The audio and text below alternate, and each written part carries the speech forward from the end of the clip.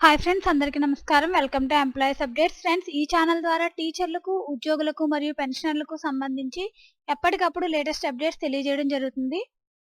ఉద్యోగుల ఉద్యమ బాట.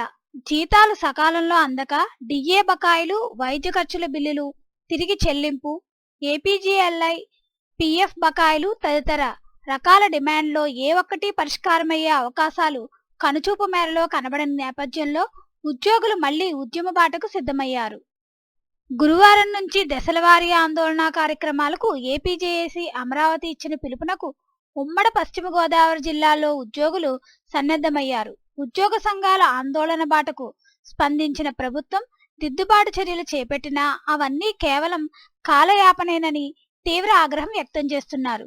ఉద్యోగ సంఘాల నాయకులతో మంత్రుల కమిటీ జరిపిన చర్చల మేరకు ఆర్థికపరమైన అంశాలపై ప్రభుత్వం లిఖితపూర్వకంగా మినిట్స్ కాపీలను అందజేస్తేనే ఉద్యమ కార్యాచరణపై పునరాలోచిస్తామని ఏపీజేఏసీ అమరావతి రాష్ట్ర చైర్మన్ బొప్పరాది వెంకటేశ్వర్లు ఇచ్చిన అల్టిమేటంపై బుధవారం సాయంత్రం వరకు ప్రభుత్వం నుంచి వచ్చిన స్పందన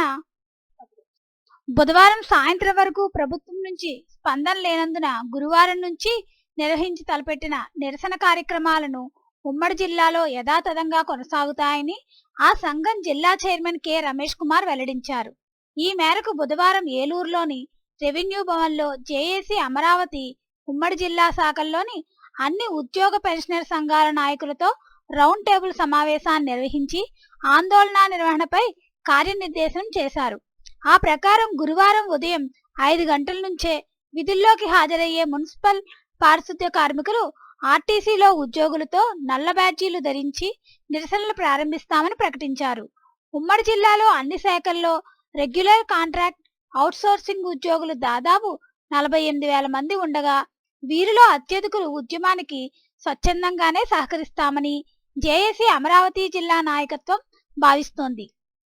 కాగా ఉద్యోగుల్లో సంఖ్యాపరంగా ఎక్కువగా ఉండే ఉపాధ్యాయులు మాత్రం గురువారం నుంచి ప్రారంభమవుతున్న నిరసన కార్యక్రమంలో పాల్గొనడంపై ఇంతవరకు ఎలాంటి ప్రకటన చేయలేదు.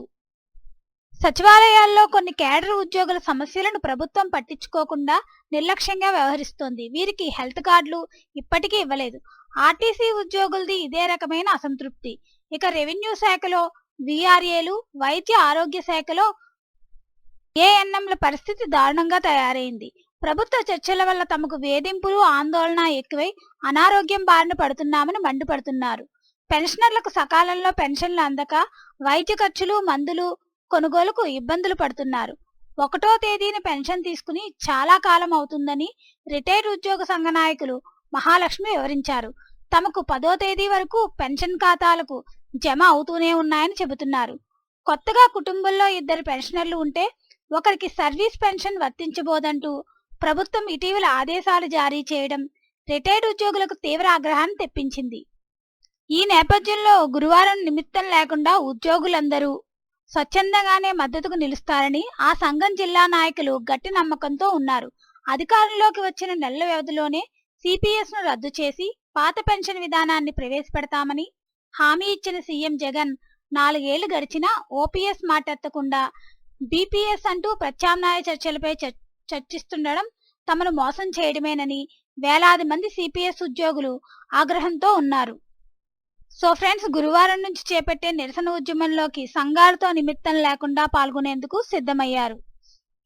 Thanks for watching this video.